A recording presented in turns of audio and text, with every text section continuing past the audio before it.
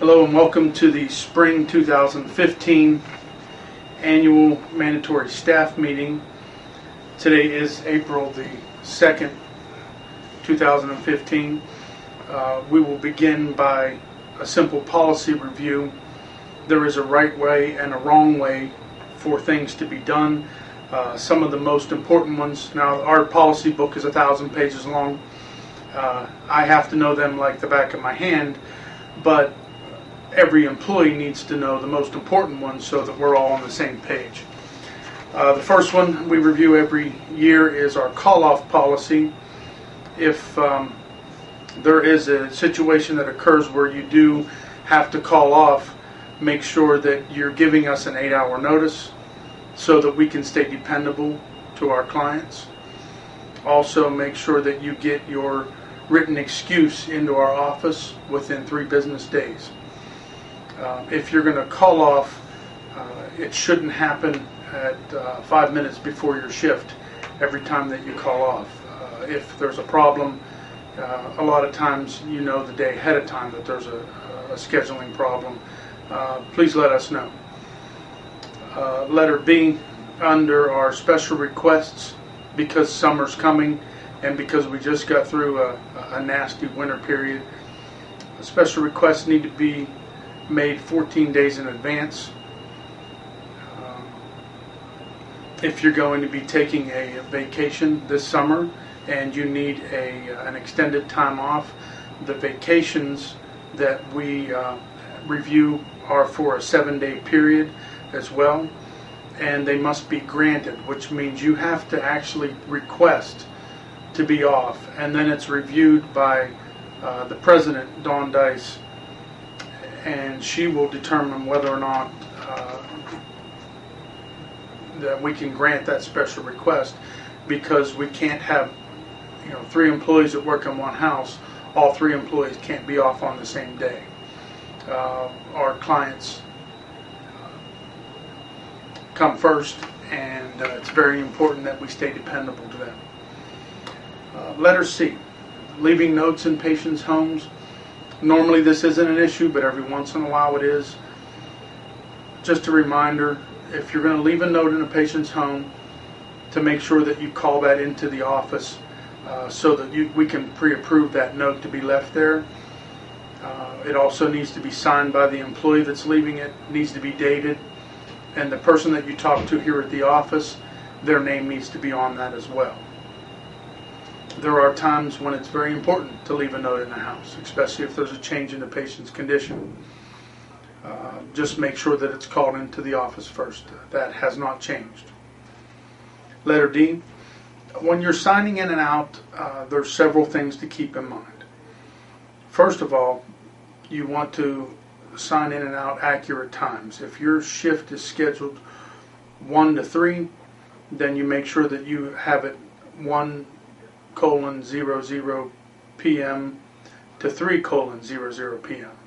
If it's scheduled at 1:15 to 3:15, then you want to have it 1:15 p.m. to 3:15 p.m.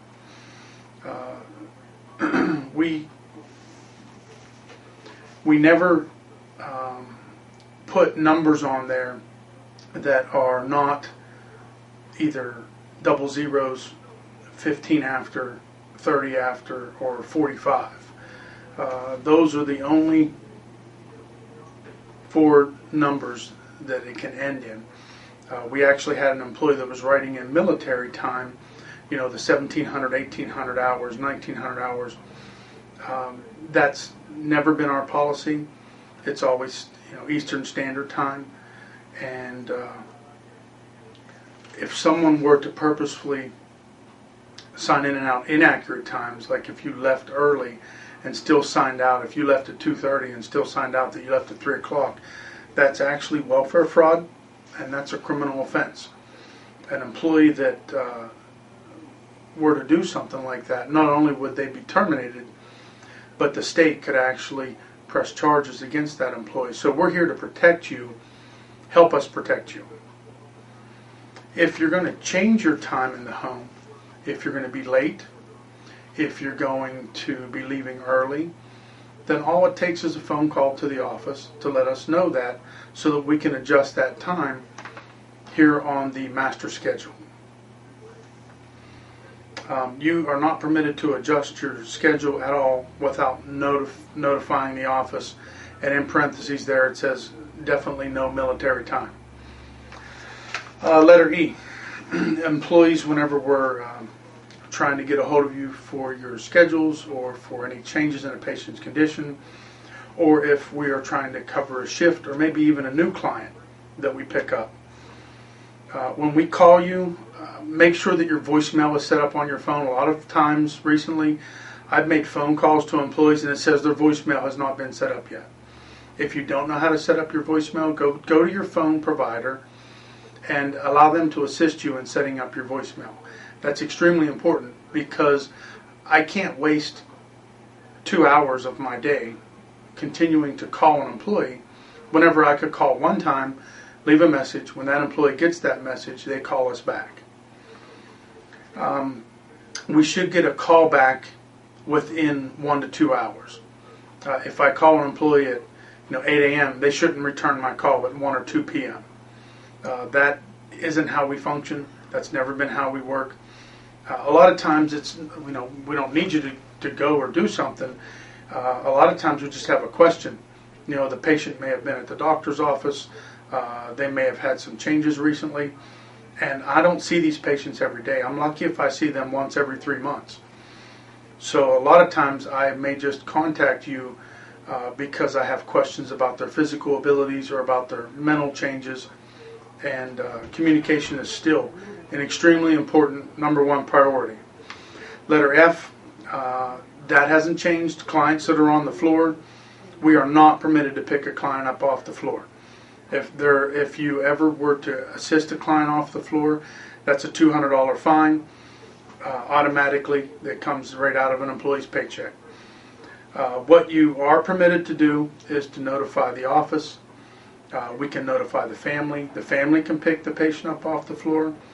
If there's a Hoyer lift there, you could roll the patient, put the pad under them, connect the Hoyer lift to them, and you could use the Hoyer lift to pick the patient up off the floor. And then you can also call 911 if the patient, the ambulance needs to come there. The ambulance can check them out, and the ambulance can either transport them or not transport them if there's no injuries. But just keep in mind that we are not permitted to pick them up off the floor. Sorry about that. Continuing on with letter G, incident reporting.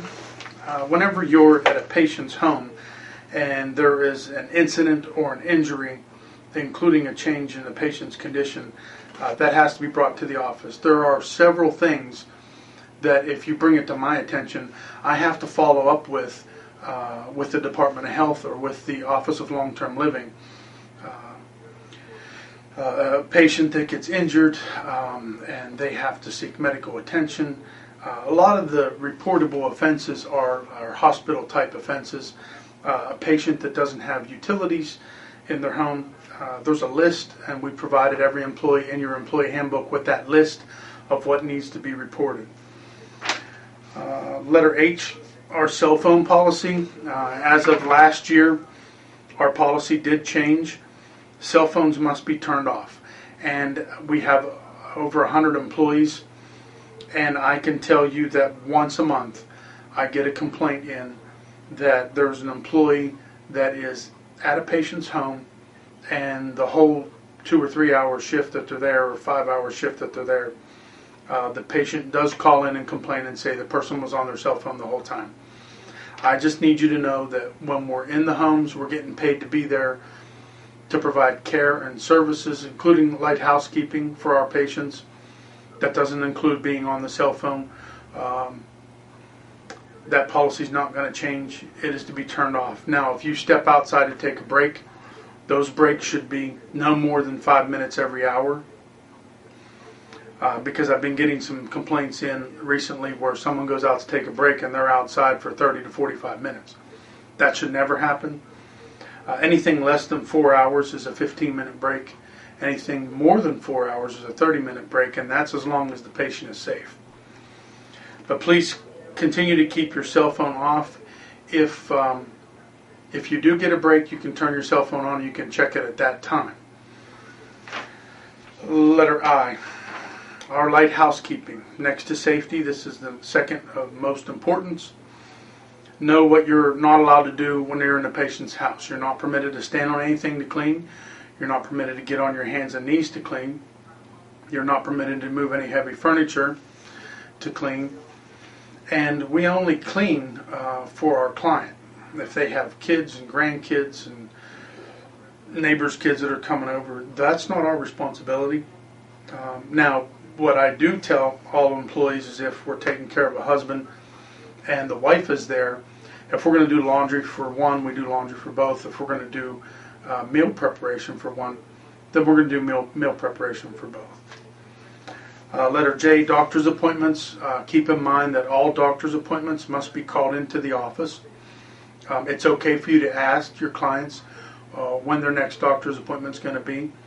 That's important for us because that's going to prevent us scheduling you at a patient's house and you show up there and the patient's not there. They're at a doctor's appointment. So we're trying to prevent that from happening, and in order to do that, we need your help in calling those appointments into our office here. There are some patients we go to the doctor with, and there's some that we don't go to the doctor with. So depending on which, then we'll have a better idea of how to schedule that for that day. Letter K, transporting clients. We're permitted to go to the post office daily. We're permitted to go to the grocery store weekly. But one of the things that every employee has to know is that we are not permitted to transport a client whose pay source is the VA administration or our veterans. The VA system has their own transportation system, and the veterans are supposed to use that system. We continue to increase every week our veteran clients. About a year ago, we might have had 5, and we're up out of 100 clients. And right now, we're up to about 40 out of our 100 clients. So we're almost 50% veterans. So everyone needs to understand that. All the other rules apply, but the veterans have their own separate set of rules that also includes we do not transport.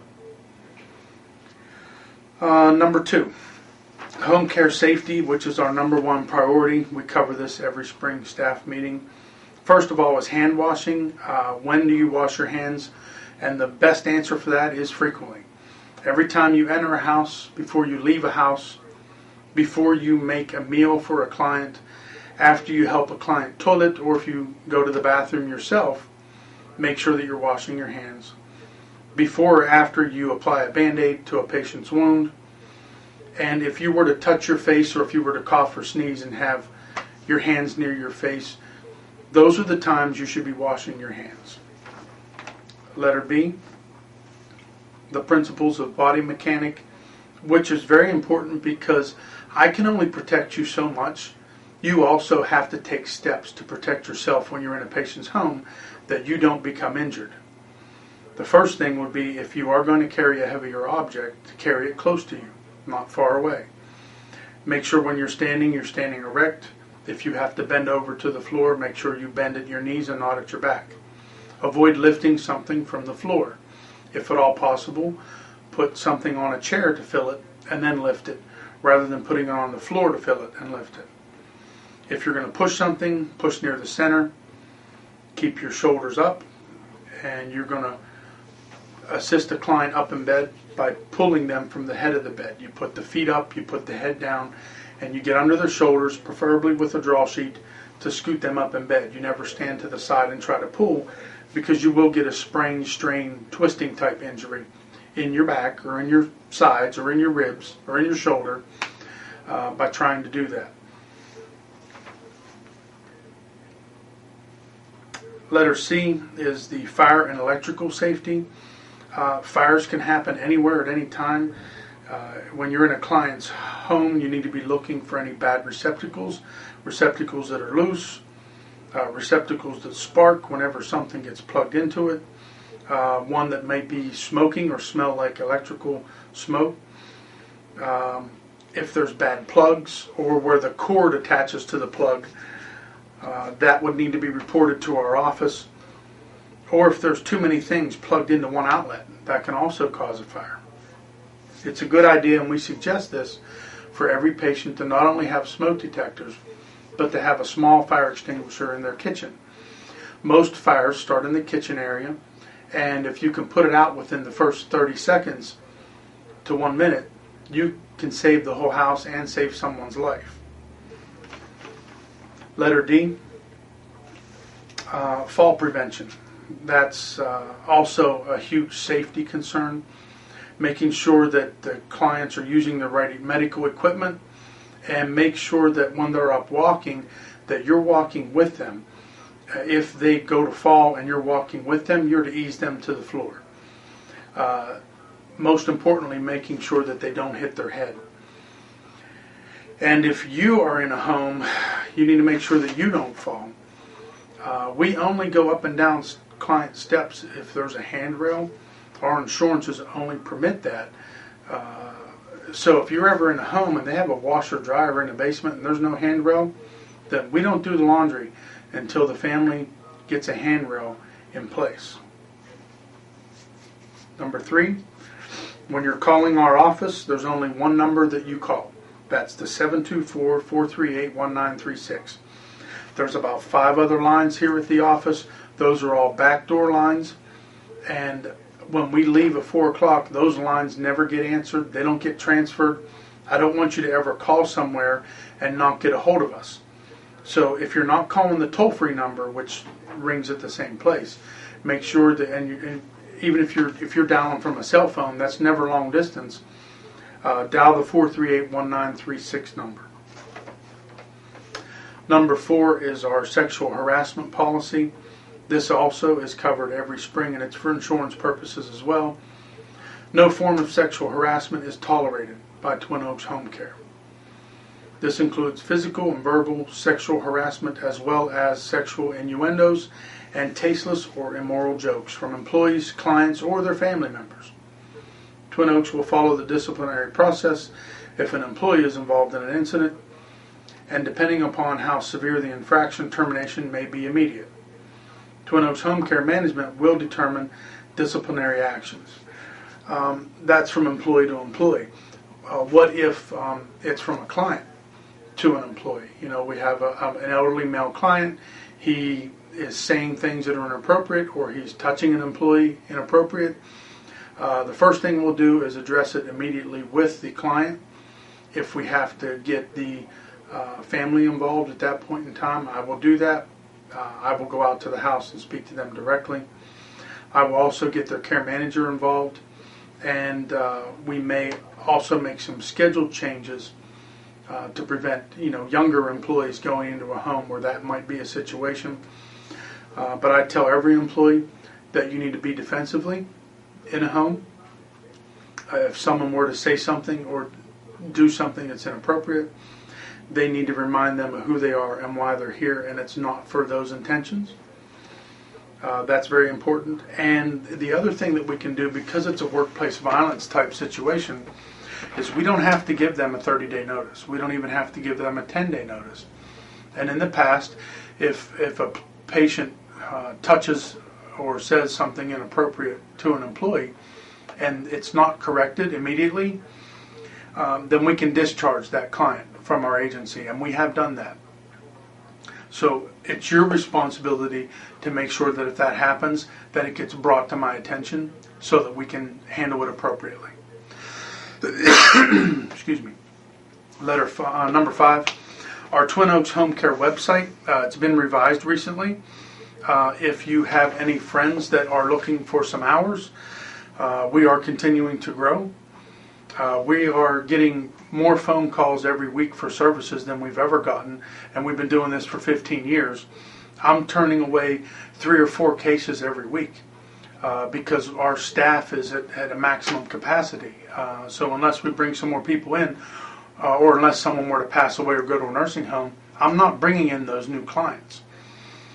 TwinOaksHomeCare.com. It has been revised recently. We've updated the information. We've updated some photos on it. And remember this, that if you do refer someone and they work with us for 6 months and you're still employed after that 6 months, then there's a $100 employee incentive referral bonus. Number 6, employee schedules. Remember, do not call the office on Wednesdays for your schedule. We will call you. When we're trying to call 100 people in one day, it gets kind of busy in here. Wednesdays are definitely our busiest day. You must call the office on Thursday if you did not get your schedule on Wednesday, because our new schedules start on Friday. You have to have it before Thursday at 4 p.m.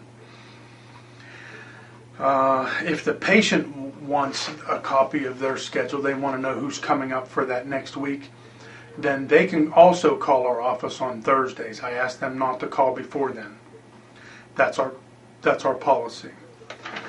Number 7, our employee 2015 pay calendar. That's important for you to know, the days that you worked and the day that you're going to get paid.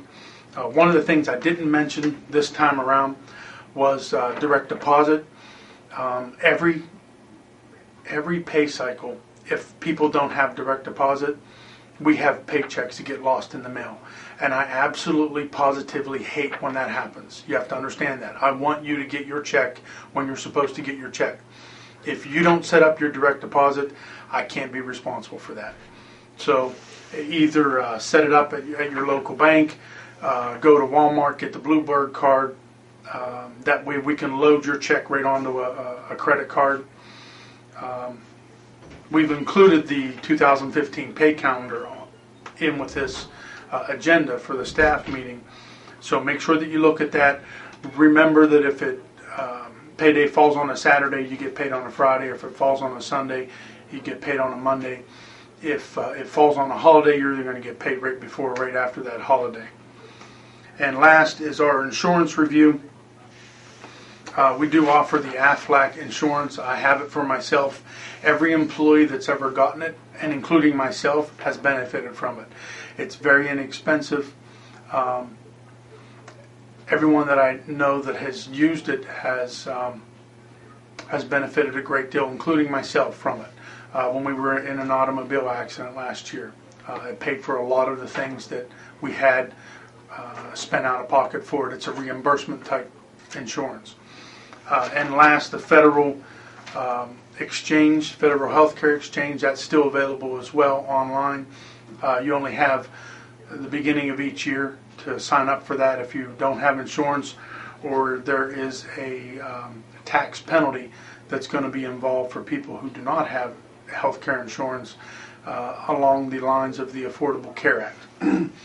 Dawn and I would like to say thank you.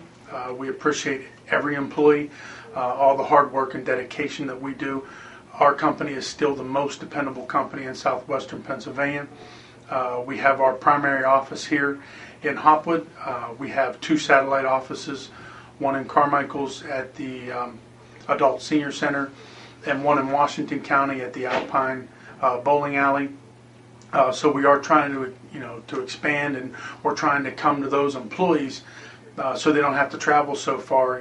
If I travel 50 minutes to get to the office, all the other employees in that area, they may only travel 5-10 minutes to get to that office. So it makes it a lot easier on them. Just remember that if there's any situation in the home that you're not comfortable with, you think it needs to be brought to our attention, please bring it to our attention. It's hard to keep 100 patients and 100 employees happy, but we do our best. And if you like helping people stay at home, then we're glad that you're here with us. Thank you, and have a great spring and summer. I'll see you again in the fall.